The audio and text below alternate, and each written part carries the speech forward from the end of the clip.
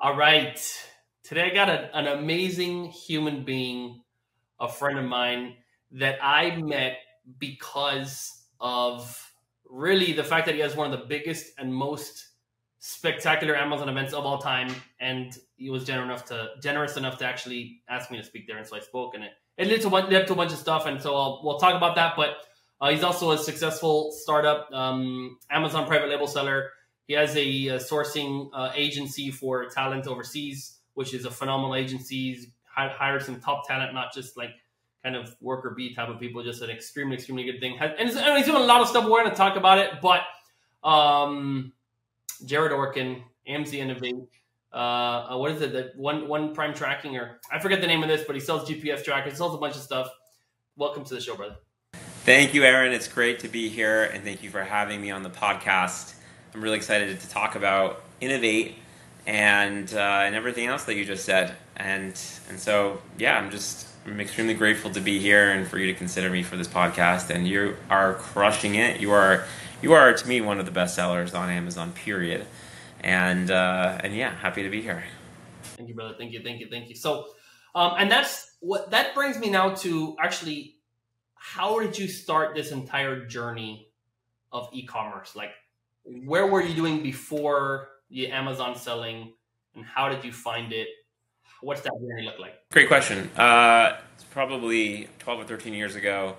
I forget when it was, but you can actually look up the time I probably started this, is when Zika was big, when the Zika virus was big, because at the time everyone was afraid, and I was traveling to Vieques with my wife, and she was afraid of, or we were both afraid of getting Zika, and so she bought these mosquito repellent bracelets online, and we bought it, and when I got it into our apartment, I was like, I can sell these, I can do this, and so just started sourcing people on off Alibaba and the way that you would do things, 12 years ago, and found some suppliers, started selling 10 units a day, and I was like, wow, this is insane, this is crazy.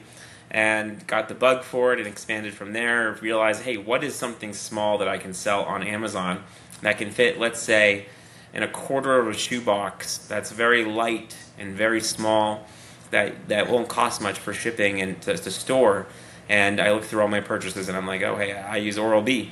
I should probably sell something that has a subscription. What has a subscription is toothbrush heads. So 10, 12 years ago, again, I started a toothbrush head brand that did pretty well. That would sell, at one point we were number 2 in beauty, and we did really, really well. Hold on. With toothbrush heads? With toothbrush heads, yes. That's ridiculous. I still have screenshots from it because I was so impressed with it. I was so proud of myself that it was just like number 2 in beauty. Could never get to number 1, but it was number. How many units a day? How many units a day was number 2 in beauty? At that time, it was probably, I think it was like 2,500 units, something like that. And I don't know what it is today, but at that time it was around 2,500. A lot more than that. It's a lot more than that. Yeah, I think it was around 2,500 units, yeah. And it's something like that. And it was really fun. It was really great. And had really great relationships with my suppliers that started to obviously recommend other products, and decided, and I was living in New York at the time, and I was like, I want a community around this. Like, I want to talk to other people. There's got to be other people like me. So what year is this? What year is this when you're now already, number 2 in beauty and doing well? This was 2000. It had to have been something like 2016, something like that. Something like that, I think. Okay. And I was living in the Upper West Side. But that's when you were doing well. But you started earlier, because 14 years ago was like 2010. Okay. Right? That would be, well, Amazon 12 years ago. Let's think. 12 years ago was 2012, and I'm not as good as mental math as Molson is on live on these podcasts like he did with Tucker. But yeah, it had to have been around like 2012, 2013 is when I started. Yeah, for sure, absolutely. And then toothbrush heads is probably 2014, 2015, 2016 over there. And then I was living in the Upper West Side, and it's like, I want a community around this. I didn't know anything about any of these groups that started, and so I started a meetup group in New York. Just started a meetup group, and at the Empire Hotel, it was really fun because they would just let me use their space, and we'd just buy food and drinks, and it was a beautiful time. We had a few people show up, and happened to be one of the people that shows up for the first one, and every single one after that was Brandon Furman, a good friend of both of ours, and he's a really nice guy, and he sells kitchenware, and we just happened to be friendly after that, and kind of grow the meetup group to 2 or 3 people, to 150 people, into something more. But the Amazon journey started just a grassroots entrepreneurial, how do I make something better, or how do I do it faster, cheaper, better, and something specifically small and on a subscription. That's the whole idea. And that was the idea behind it. That's awesome. And so now you no longer do the weekly, or you still do? I don't do the meetups anymore. We have the groups active, and Brandon does them in New York. I'm in LA now, but yeah. Okay, yeah, no, fine. But I mean, so from this, like that little the little meetup that then grew into a massive meetup that then grew into AMZInnovate, that no longer meets weekly. It's not like an international. No, it doesn't. It doesn't meet weekly. I think we met monthly at the time. Okay. Weekly would have been way too much for me. But we were meeting monthly at a time, I think, and it started to grow more and more, where it was pretty cool, where we had sponsors, companies that ended up being bought out, where we would use their office space, and they would be sponsors of our conference. And at the time, it was, AMZInnovate grew from that, because we're like, hey, we have so many people, let's start a conference around this, let's start something bigger, why not? And he's like, okay, sure. And so we started in my favorite venue, which was in not a basement, he calls it a basement, but it was in a theater underground in New York, and it was the coolest thing ever. And that's where our first Innovate conference happened, with about 150 people. And from there we grew into Convene in bigger spaces and bigger venues, and now Chelsea Piers, which is great. Nice. And one thing I want to mention is your event, why I always talk it up, and I think AMZInnovate is the best event for Amazon sellers, is because you actually spend your time, and the other guys who run this event spend the time finding people who actually sell online. Top sellers. People doing hundreds of millions of dollars on Amazon, direct to consumer, on TikTok, like people who are crushing it, and that's who you invite to speak, not just some service provider or something like that. And so clearly, I mean, that's how we got connected, is like, hey, I'm a seller, and I got invited because I'm a seller, as opposed to because I want to speak on a stage and sell people something. We get speaking requests every single day. What makes us unique is that from other conferences is that if you go and you look at the agenda for other conferences that happen throughout the year, you're going to see the same 9 speakers. And we don't have that. We have different people every year. Sometimes we have the same people back if it's 1 or 2 people, only if they're doing $1 billion in sales, or they're a unicorn company, and that's what we look for. We don't look for people that are selling courses or any of these things that are speaking. That's why people come back every year. So we get over 1,000 people to come and listen to your session. Your session's one of the crowd favorites, and this year we have an incredible speaker lineup where we have Danny Weiner and Jason Panzer from HexCloud, CEO and president of HexCloud, where they are just going to talk about the blueprint for success that they had to develop to absolutely crush the kitchen space, and their partnership with Gordon Ramsay, and how that went into play, and how they're scaling to, or past $1 billion. They've already announced that they're past $1 billion in valuation, and that's the coolest thing ever.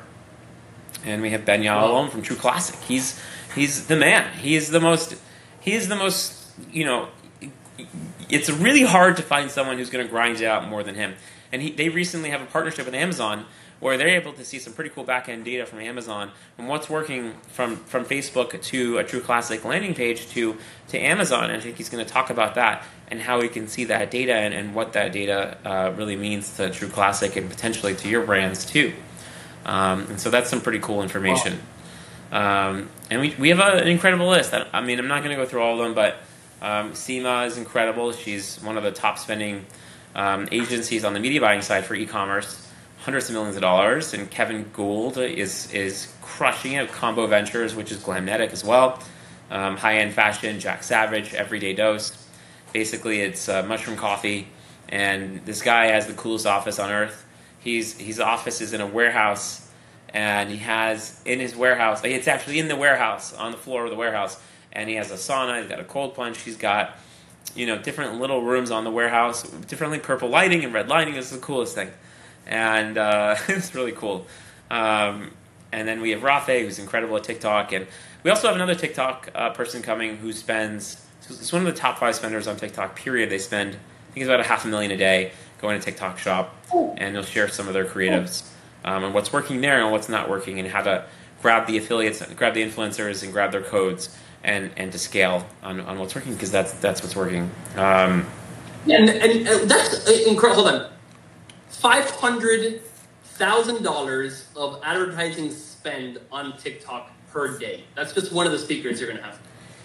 We're going to have that person as a speaker, and worst case scenario, if they can't make it, we can share what they're doing in their creatives with their permission and all that fun stuff. And so we'll be able to get into the nitty-gritty regardless, but most likely they'll be there. Yeah. That's incredible. And I would say nowadays I have a lot of, I guess, friends who sell a lot on Amazon. And right now, a lot of launches are TikTok heavy, Sure. social media heavy. And I haven't taken enough advantage of that, and that's why I go to these things, because I want to meet with TikTok people, and I go to events and like, okay, I'll meet a person who knows TikTok, and I'll sit down with them and like, okay, I'll teach you some Amazon, you teach me some TikTok, because I need that. And so I will tell you, every time, often I go, oh man, I don't want to go to another event, like I got my family, I got this, I'd rather just be home. But then every time I end up going, there's something incredible that happens. And at your event, that's where I met, Gibran from Utopia, which is literally #1. Gibran is a great example. He doesn't go to conferences. This is the only conference he's ever spoken at, and he'll probably come back this year. We've already spoken to him, and I think he wants to come back and even just talk to people and teach him. And he's a great guy. And TikTok, like you just said, there's a recipe for it. There's a recipe for launching on TikTok Shop, and it's a recipe on how to contact influencers in the right way that's extraordinarily inexpensive on a mass scale. And you'll learn that at Innovate. And you'll come away with tips that you won't hear anywhere else. And Innovate, by the way, Innovate is not a profit center for us. Innovate is knowledge capital. This is not our main business. Innovate is not our main, source of income. And it's completely focused on knowledge capital. And that's why we can do this. And we can get these speakers, is that this is completely focused on knowledge capital. No, and what's very interesting, okay, take your entire Amazon business, okay, plus AMZInnovate. That together is what percentage of your own personal profits today? All I'm going to say is Innovate's a really low percentage of it. Very tiny. Because we do Innovate for the people. It's for sellers by sellers. That's basically the slogan that we like to use, because all of us are sellers. And that's basically it. So you're talking about like sub 10%, like sub 30%, sub 50%. Innovate is less than like 1% of my income, because we don't do it. Brandon and I, we would make like $5,000 or $10,000, and from the first couple in the very beginning, we were so happy with that. We were just like, wow, we made money off of it. That's cool. In reality, you break even and you're happy with it, because we like putting on events. It's really fun for us, and that's why we do this. And that's pretty much it. And now on conversely, okay, so actually, first let's back up a bit. So your own private label brand, what is that, and how did that start? Because it's not toothbrushes anymore. Yeah, so the first brand was the mosquito repellent bracelets, and then that fizzled out when the FDA came in hard, basically saying you can't sell certain things, you can't say certain things, can't do certain things, and that's pretty much with almost every industry in Amazon. And then moved into toothbrush heads, and then figuring out bundles and going from there, and then doing a GPS tracking business. And the reason why that was interesting to me was because, yet again, it's something small and tiny that you can fit in the palm of your hand. It's really small. And then you can use Amazon as a lead source for people to buy the tracker and then sign up for the subscription for it, and you'd be helping people as well. And you can turn those clients into B2B clients or something down the road. And that was a journey for many, many years. And throughout those times, it's all about finding the little hidden talents and the little niches within Amazon there that you're really good at yourself. You are incredible at that. It's about, how do you make the lighting deal last longer? How do you get more? How do you do this or that? How do you add coupons? And how do you add a coupon to subscribe and save before they even listed having coupons on subscribe and save. You know, how do you manage different strategies in a white hat way to keep you, you know, kosher? And that's really, really hard, which you are incredible at. You're incredible at taking a listing and then just saying, hey, you know, this color, add it there, put it all straight down in a line, and then and test it, which is great. But I think you have an incredible mind for, you know, looking at something and knowing what either Amazon likes and the people like and what's going to work and how to, you know, when Amazon scans in a product, you know, when they scan it in, you know, are they taking the keywords and they're using those specific phrases on the product to rank you or without you even knowing about it? And so your text on the box might have to do with your ranking. And all I think that's conspiracy. All these things you'll learn at Innovate, but you know, you never know. We've had some pretty compelling evidence in the past, but you never know. You never know. There's a lot of these little things. I can't say I've tested it. I really don't know. It's definitely possible. I feel like I'm scratching my eye. Haven't tested it, maybe, but not sure. But I'm kidding. No, I'm serious. Okay, so all right. Now, what does that business look like? Your GPS tracker. That was your big success that still exists on Amazon today. What kind of revenue or profits is that bringing you today? The tracker's cool because it's focused on monthly recurring revenue. They focus on MRR, ARR, depending on the plan someone signs up with. And yeah, it does well because we have some B2B clients. And, you know, what I would say is what the competitor is doing way better is that they have an even smaller device, an even cheaper device, and even, like everything with my toothbrush side of it. And I don't necessarily say go for that model, do that. You know, I am now of the sense of mind where you need to create the highest quality product, hands down, no question about it, for, you know, the cost that your consumer is willing to pay on a mass scale and sell to the masses. And that's where my head is at. And that's kind of where, take like Christine Krogh, she's a speaker, and she has a couple of different brands and games, and she's Mama Moon Boutique, and she sells a slew of different products for children, and totally different prices, and she's constantly launching. And she does a great job of that. She's really, really good. Really, really good. Okay, so you're gonna throw me a bone? Like, how's your GPS company? Like, how is that? Like, numbers. You're throwing numbers? I mean, no bones to throw. I'm gonna judge you, though. I don't even talk about numbers with anybody. But what I can tell you is, you know, find an opportunity, figure out a way to exploit that opportunity with your brand or your products. And I love things on subscription. I think that's always been my favorite, is subscription. And if you can capitalize on driving offline traffic to increase your subscription account, and I'll give you an example. So there's a company called GiddyUp that we used. That was it's called a CPA agency, which is cost per acquisition. And we would use them. They would create landing pages, and they would pay their affiliates for every sale, and we would pay them. And so what was cool about that is that, hey, we would get this subscription, and we wouldn't have to drive any traffic. They would do it all. And it's called GiddyUp.io. That was the one. And they really helped boosted our success, because 30% of people that went to their LPs, their landing pages, went to Amazon and bought from us. And so, yeah, it was pretty cool. That's one really nice thing where we didn't have to do any of the media buying, do any of the landing pages. You know, everyone's like, how do you start? How do you do this? How do you even hire for these people? And this is one agency out of several that will do it for you.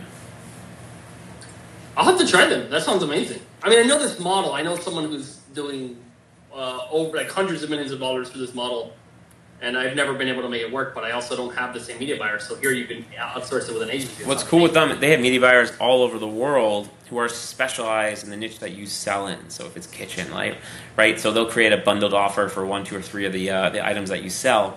And they'll put it in gift guides, they'll put it everywhere, and then they'll get a CPA. You'll set a CPA of whatever, $20, $50, whatever it may be, and they can drive the traffic to a landing page that they own, that they control, and you get the sales and you ship it out. And there's a lot of niche products that they do. It's so many products that are on Amazon. You know what you can even do is you can do a little research yourself or your viewers, and they can look at the products that they're promoting, and then they can just create, depending on how fast you can ramp up and the type of type of products you want to launch and what's best for you. I'm not saying do this, but one strategy is, hey, look at the landing pages that they have for their products they're doing right now, and it's hard to find, but once you find it, you find them all. And then you can see, like, whether it's these socks or this whatever this product is that's a little bit different, and then you can just launch something similar on Amazon and grab those keywords and take that Amazon traffic away, because most likely all of these products are not on Amazon. That is so true. I'll tell you, that's an amazing way to pick products, is whatever's viral on, like, you know, the mosquito zap or whatever stuff. If you find something like 10 million views, 20 million views on Facebook, that traffic that's going to the Amazon, you can capture that. Easy way to launch products. I mean, absolutely. There's so many vitamin CPA agencies that crush it, and they don't sell on Amazon, and there's so many of them. And I know a few Amazon sellers that just take their products and just launch it on Amazon. I'm not saying it's the right way, but it's just a way to see, you know, what's trending and what's not. Like what is it? It's not testosterone, but it's a form of testosterone that's getting searched like crazy right now, and it's all over Twitter. No, what about the Zima Dental, the little jewelry denture vibration cleaner? Yes. That's like an example of a product that they would promote for sure, 100%. Yeah. And if you go to like Gizmodo or Engadget, you see the gift guides, and you see and those gift guides are giddy up because they have partners with all these publishers. Nice. That's very smart. Okay, sweet. So now, tell me, what do you think is more important when you go to an event like an AMZInnovate? The technical knowledge that you're going to get, or the people that you're going to meet and the connections you're going to make? I think first buy a VIP ticket, no question about it. But no, and I'll tell you why. It was really cool. Last year we had it at the same venue, which was the first time I've ever had it. This year is the same venue as last year, which is the first time it's ever happened. We've always grown. And this venue was so huge, we have more room. And what's cool about the VIP ticket is last year we went to this really cool yacht. And I said to my partners, I'm like, guys, I went to a conference recently. They had poker out, and they had dealers. It was very professional. We got to do it. They're like, no, it's not going to work. I said, it's going to work. We're going to do it. And I was like praying. I was like, please, people, sit down and play poker.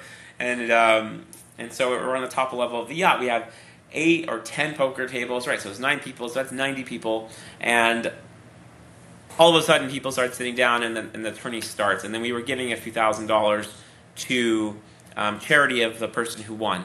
And that was the prize. And so it was quick tourney poker. And that's where a lot of the networking happened with high-end sellers, because all of the speakers are going on the yacht. All of the speakers are going to the VIP dinners. And the speakers are these unicorn founders, or these people who are the smartest people in the room in some cases. And so that's where you can meet them. And the VIP ticket, it includes the yacht, but it also includes the mastermind for the day before, where you meet some of the speakers, and we have a cool mastermind that happens in different rooms where you swap rooms, you do different things, and you learn. I can't really tell you, but it's really, really cool, but you learn. I can't say everything, but you learn really niche things, whether it's TikTok shop stuff or some other stuff. But community building is absolutely huge. Intimate conversations, unique content, tailored towards what you're looking for is what you're going to find if you want to grow your brand. Yeah, I think that's amazing. So there's amazing networking. So now, what do you like for you? Let's put it instead of this general thing. What about for you? Have you benefited more from the people you've met, or like the talks that you've listened to at? Unfortunately, I don't really get to listen to the talks. It has never been a conference. So the answer is easy for you. There's only been 1 or 2 talks I've listened to, and I can't, because I'm running around all day with my partners, Brandon Furman, Dimitri Verona, and we're literally running around making sure everything's perfect to everyone else. So for me, it's the people, and I love hearing people saying, I was at the first one, and I was here last year, and all those, and that's really cool. And because we're doing this for the people, we can honestly say we are doing this for the people, because this is This is not knowledge. This is not profit sharing. Profit sharing. This is not for profit. Really, it's knowledge capital, and not a profit center. That's what I meant to say. It's for knowledge capital. Sure. Absolutely. But networking opportunities are huge. They're really, really huge. It's an amazing space. You should talk about it a little bit. You were there last year at the Chelsea Piers. Yeah, what did you think of it? Honestly, the people that I've met there are absolutely spectacular. The best sellers that I've ever met at any event. I mean, I've been to a lot of Amazon events and Amazon Focus, and normally I'm one of the top sellers. You know what I mean? When I go there, I feel like I'm so noob.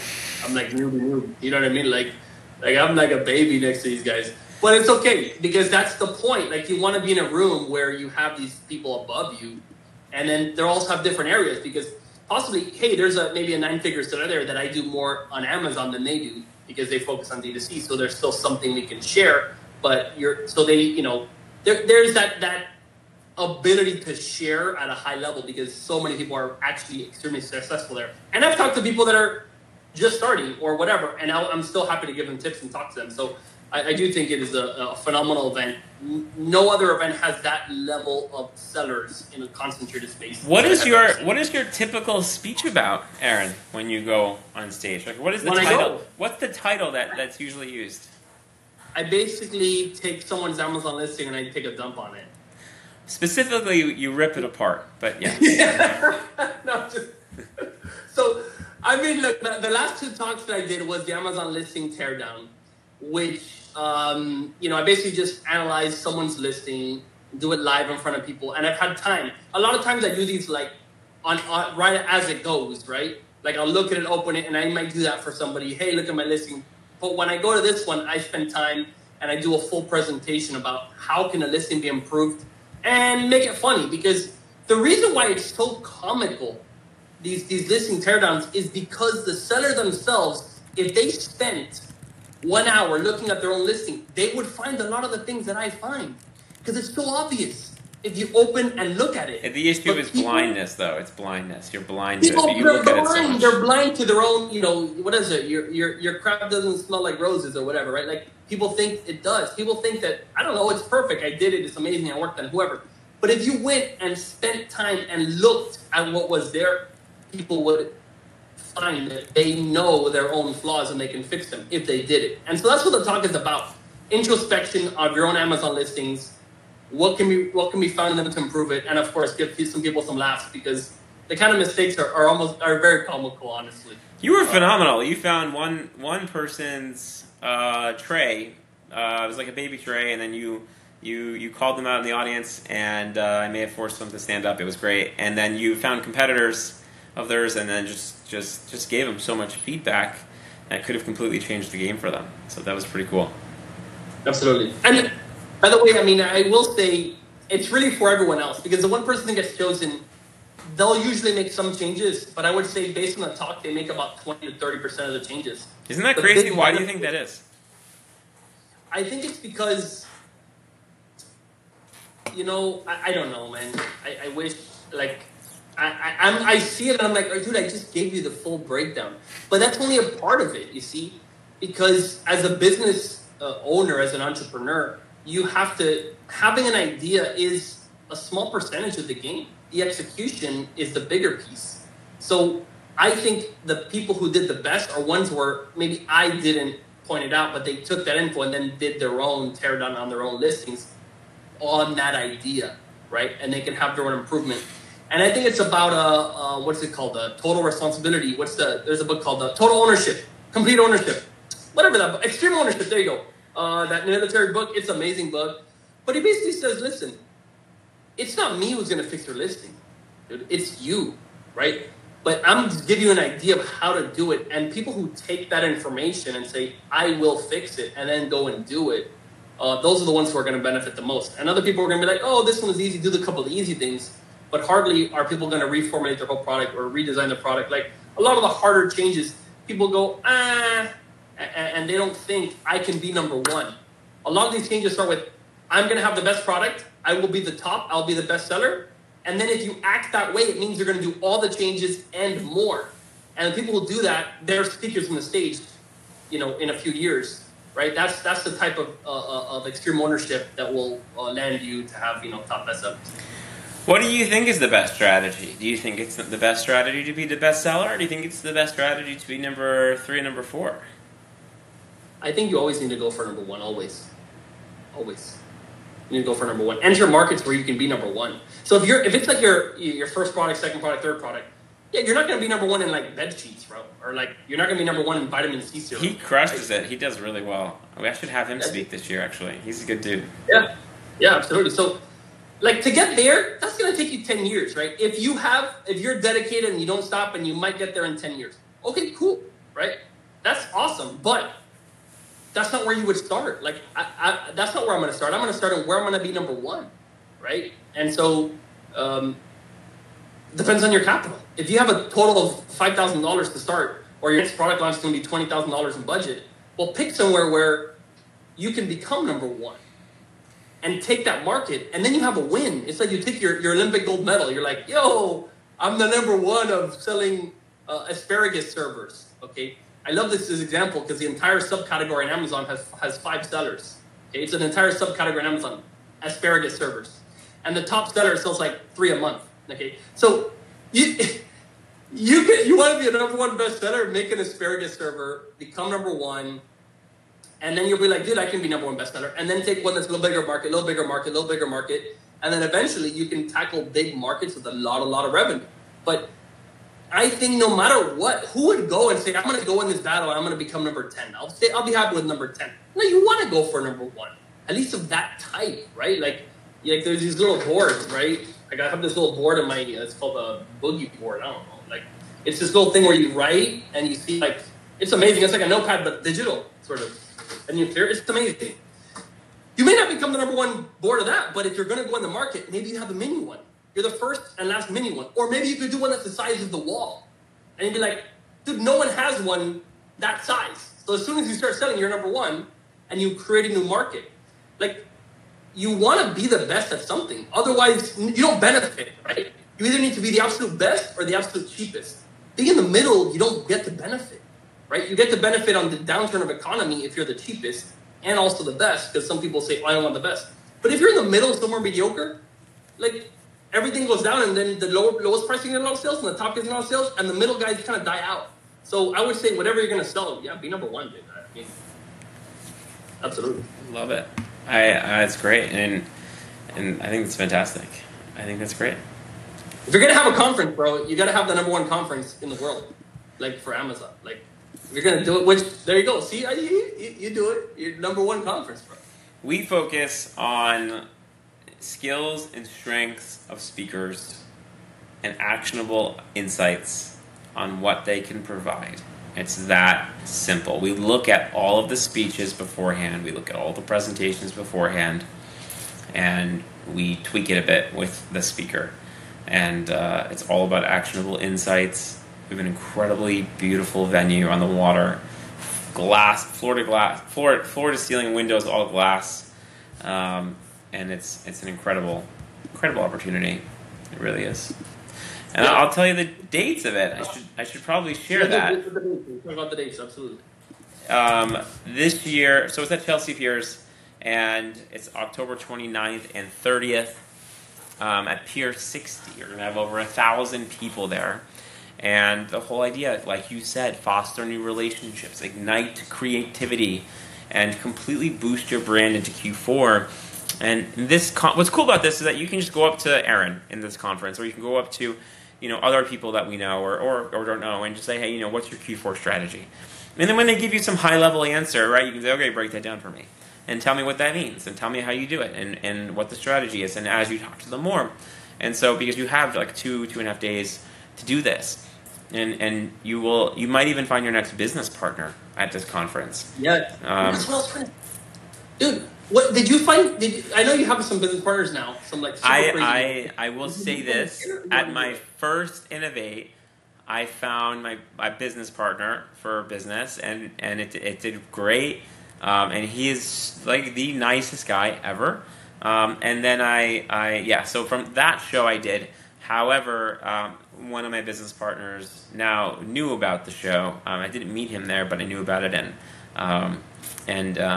yeah, it's an amazing. I always say my speech is, you might find your next partner here, your next business partner, and or your life partner too, or a life partner. I think definitely more business partner, but. I think when you come to the show and you see Aaron, you should be like, hey, here's my Amazon listing, and show him your phone and be like, how do I fix this? And then just do it all day. We'll have Aaron standing at the door where you can't even come into the conference until you've shown him your Amazon listing and he's corrected 20 different things. And no, but in all seriousness, we have so much gratitude to people that fly from all over the world, not just our speakers, but our attendees from Hong Kong to Japan to the Philippines to whatnot. It's a crazy opportunity to meet a diverse selection of people. Yeah, and I would say I actually do. If you remember at lunch last year, during lunch, I was just doing listing teardowns for people in private. Like, hey Jared, you have someone, like, let's do it, and I would just go and like. It's true. I remember that well. Their team. I mean, that's fun, dude. Like, that's what I'm there. I'm already there. You know what I mean? Like, might as well. Like, you know what was cool? We had a speaker, Stephen Borelli, who owns Cuts, speak on day one, and he was in front of 1,000 people, and he's on the podium, and he's wearing his clothing. It's Cuts clothing, and one of the first things he did is like, "Has anybody heard of Cuts clothing?" And we had so many people raising their hands, and one guy raises his hand and he shouts out, he's like, "I'm wearing this season's jacket." And that jacket was like $500. And then he came up after, took a picture, and Steven's like, "I feel like a celebrity here." Like, it was so cool. And it was like a full circle moment for him because he's worked so hard. He has a retail location in New York and D2C, and it's full circle moment for a lot of people. And I can't express this enough. Just talk to the person next to you and just talk, and you'll learn something. That's the coolest part about this business, about going to the show. Yeah. I agree. And when I work with business partners, people you want to team up with, you're going to meet people who are growth-minded. You don't go to a business conference to learn how to grow your business if you're not trying to grow.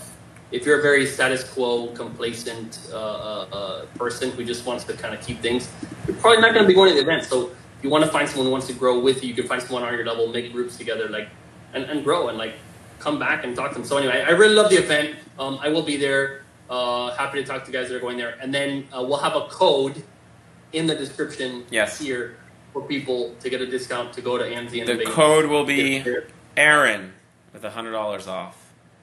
Aaron, by the way. That's spelled Aaron. With not 3 A's, 2 A's. Yeah, it'll be amazing.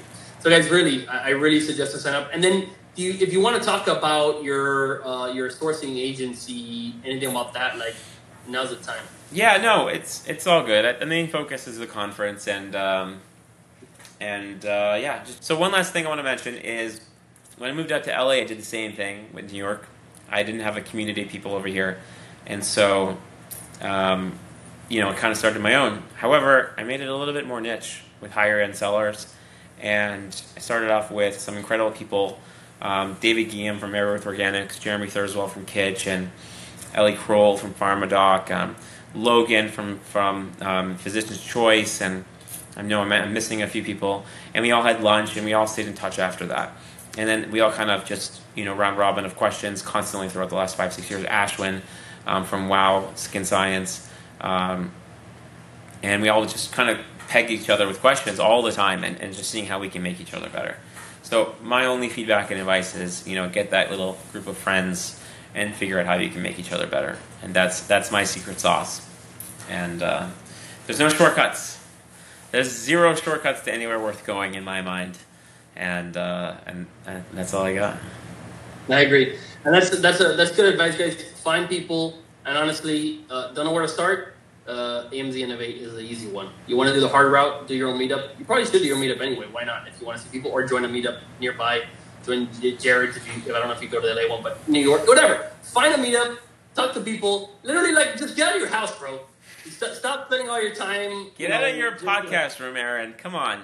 Yeah, dude. Let's go. Let's get out of here. Let's roll. All right. Go to innovate.co or innovate.show. Sorry, innovate.show. Wow, innovate.show, and you'll see the show.